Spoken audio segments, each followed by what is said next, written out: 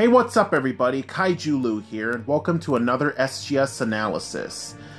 This is going to be a very brief one, but I'm going to talk to you guys about Resident Evil 7, and as you guys know, the game has been out for well over a week now, but just recently, I was able to beat the game twice with both endings, ending A and ending B.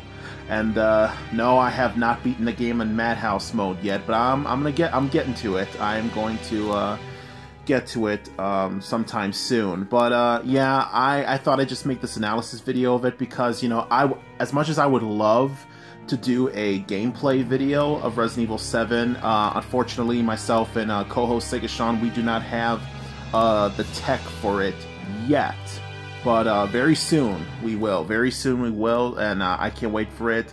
I know Sega Sean can't wait for it, and yeah, we can't wait to start doing some expanding on our gameplay video, pretty much. Because I know right now we have multiplayer mania and everything, but we can't really go on and doing like full-on games. But yeah, but right now I hope you guys are enjoying multiplayer mania. Really fun stuff, and of course there'll be much more of that to come. But right now, let's talk about Resident Evil 7 right now. Like I said, I've beaten both endings, and after playing this game, I absolutely love it. It did not disappoint me at all, and especially in our recent podcast when I talked about the game when it was released, I said I heard a lot of rave and praise from both critics and gamers alike, giving the game amazing scores and amazing reviews, and the game did not fail to deliver. It did not fail to deliver. Resident Evil 7 went back to its original survival horror roots for what the game was originally supposed to be.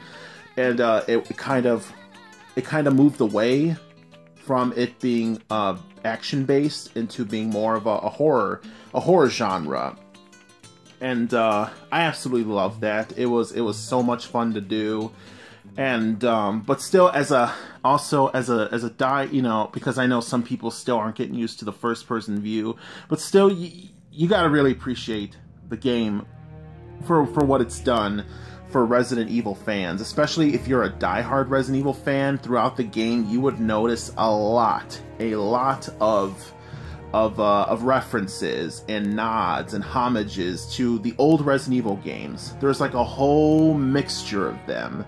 And oh, before I forget, before I continue, of course this video is going to have some spoilers since I've played through the whole game. So for those of you out there who have not played this game yet or have not beaten it yet, leave right now. So, and come back and check this video out as soon as you beat the game. But for those of you who have, let us continue. And yeah, like I said, a lot of homages and stuff, a lot of very familiar puzzles, like with the shotgun puzzle, and also references. I was surprised as hell when they actually referenced, of all games, Resident Evil Outbreak, the Outbreak series. If you guys are familiar with those or have ever played those games, Resident Evil Outbreak 1 and 2 came out in 2003, and the most recent one came out in 2005. It was the first ever multiplayer Resident Evil game where you play 8 ordinary raccoon citizens, and in the main hall of the game you find a newspaper about the missing people in Louisiana that were obviously, you know, kidnapped by the Bakers, and the reporter for that article was written by Alyssa Ashcroft, who was actually one of the 8 playable characters in Resident Evil Outbreak. She was a Raccoon City journalist, so that was cool of them referencing that. And also some Resident Evil 3 Nemesis sound effects when you input the code. That's the same item sound effects. And also the final boss with the use this. That, of course, a little nod there to when you fought Tyrant in Resident Evil 1, when you fought Evelyn towards the end of the game. So yeah, lots of references that put a huge smile on my face. And yeah, what else was I gonna say? Even though as much as I love the game, it still left me with a lot of questions towards the end. Either a lot of questions that they never answered, or that were left unanswered. Like some confusion towards the end when, like I said, spoiler, when Chris showed up at the end of the game to rescue Ethan, Chris was flying inside apparently an Umbrella helicopter, but the logo is different. The logo is blue instead of red. So what could this mean? You know, is Chris working for Umbrella, or we thought Umbrella's been dead for years now? Umbrella doesn't exist anymore, or is it, you know, has Umbrella been reformed, been revitalized? Did Chris bring back Umbrella? Like what's the deal with that? That was the part that really kind of confused me. So that's the big question for me, as well as other questions too, like what happened to Zoe once, you know, if you chose Mia, if you chose to give Mia the serum instead of Zoe, because of course if you pick Zoe died, which is what I found out the second time around. I was like, oh, okay, that was kind of a waste. But with Mia, you know, Zoe was just left there. And when you had that little dream vision when you talked to Jack, Zoe was there too, which means that did Zoe just die anyway? I guess we'll just, you know. And also too, another question, whatever happened to Lucas? You know, Lucas, of course, you kill Jack, you kill Marguerite in the boss fights, they die, but Lucas, you don't really have a boss fight with him. You just go through his games and stuff, his little torture games and stuff. Once you survive, he just runs away, you know, and was never seen again throughout the whole game. So lots of unanswered questions here. Lots of unanswered questions, maybe in the DLC, because they said in the next couple of days, the first DLC set is going to come out, which was I think they're called Banned Footage 1 and 2, because I know the first one DLC set is $15 and the other one is $10. And also coming this spring, we're going to have some free DLC where we get to play as Chris Redfield in a DLC pack called Not a Hero. So maybe a lot of our unanswered questions will be answered when these DLC packs come out within the next couple of days, and also sometime during the spring and stuff like that. So I can't wait for those and stuff like that. I even hear rumors around that you actually get to play as family members of the Bakers. You might get to play as Jack, you might get to play as Lucas even. But yeah, I honestly cannot wait to see, and I really can't wait to play as Chris, because number one, you know, it'll be cool playing Chris in the first person perspective, and it's amazing because Chris looks older, Chris looks wiser, and of course, you know, he has really deflated over the years from the big bulky Chris, Hulk Redfield, and because it kind of makes sense, because in that timeline, it's been almost like a whole decade since the events of Resident Evil 5 when Chris killed Wesker and he was boulder punching Chris. But yeah, nevertheless, he looks older, he looks wiser, he grew back his hair. But yeah, I can't wait to play it. Maybe he'll be fighting Lucas or something in the story, but we get to see what he's been doing while you were playing as Ethan. Another question I have in mind that kind of bothered me throughout this game was the main character you get to play as, the protagonist Ethan Winters. You don't really know anything about him in this game, other than that he's married to Mia. Other than that, you don't know anything about him, really. You don't really see his face either, but you don't know anything about him. You don't know what his life, his occupation. Is he connected in some way, or is he just some regular Joe Schmo that got caught up within all this, you know? So that's another thing. They haven't really said anything about Ethan at all, or anything about him. We don't know. So I don't know. I don't know. But of course, we've also seen the fate of the sewer gators. Of course, Andre's dead, Pete's dead, but you never see Pete's body. You see Andre's body in the beginning of the game, and later on you see poor Clancy Javis's body when he died at the hands of the birthday cake videotape with Lucas and stuff. I honestly felt bad. I honestly felt really bad for him out of the three of them and stuff.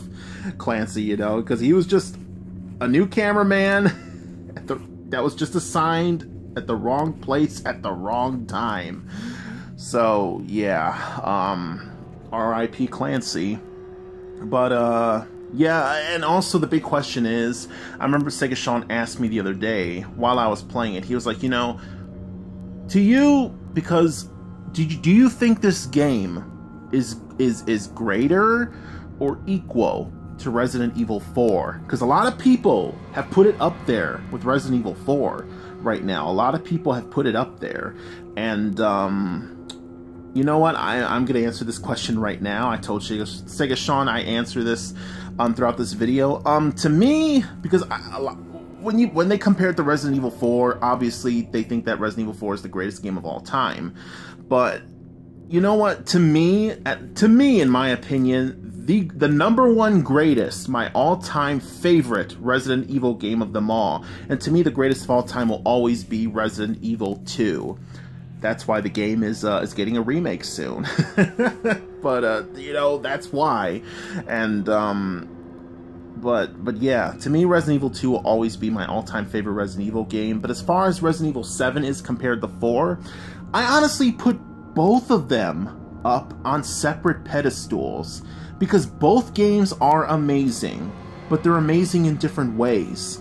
Resident Evil 7, it brought back the old school horror. It was like an old school. It was like an old horror movie. It reminded me a lot of a mixture of things like it was like a Texas Chainsaw Massacre mixed with like I guess The Grudge or The Ring or whatever. What Evelyn reminded me of, and but also just, you know, takes place in the swamps of the bayou and stuff, and it was just a mixture of a lot of old school horror movies, and also at the same time had a very interesting and mysterious story. While Resident Evil 4, of course, it being more action based, and also Resident Evil 4 is very special to me as well, because it was the last Resident Evil game, I believe, that was directed by Shinji Mikami, the founder and creator of the Resident Evil franchise.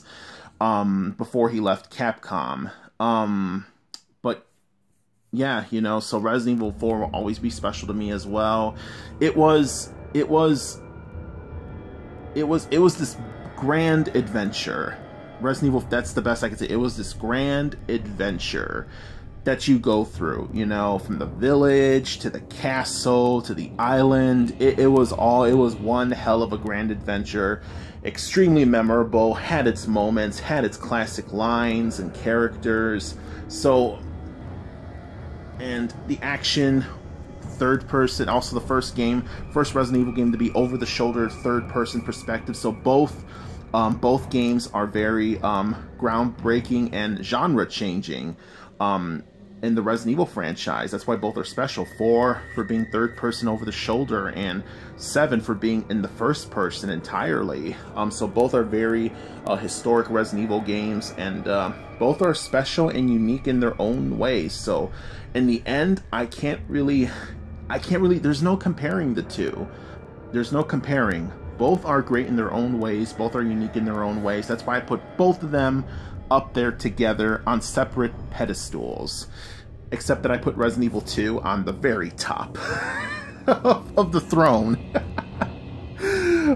for Resident Evil and survival horror games in general. So yeah, that's my viewpoint on it. And other than that, yeah, I don't really have anything else to say other than that Resident Evil 7, to me, at least, did not disappoint me.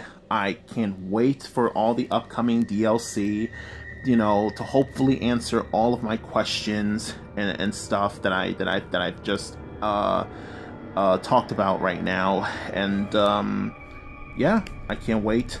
Resident Evil franchise has been completely revitalized to what it was, and it's pretty much survival horror. For this generation, it really set the bar now for modern day survival horror games, and Resident Evil, to me, has a bright future ahead, and also too, I am also going to be seeing with Panda Mare Resident Evil the Final Chapter, which is in theaters right now, so I'll be doing an analysis video on that one, as well as I also can't wait for hopefully around May. Hopefully it comes out, because I know it's going to be in theaters around May in Japan, Resident Evil Vendetta, the third CGI animated movie. But on this note, thank you guys so much for listening. Tell me what you think, what you thought of Resident Evil 7 in the comment section below, and please be sure to like, comment, share, and subscribe to Super Game Strikers here on YouTube, and please be sure to tap that notification bell to get notified for all of our future videos to come. This is KaijuLou. Once again, stay tuned for more future content to come, and take care, everybody.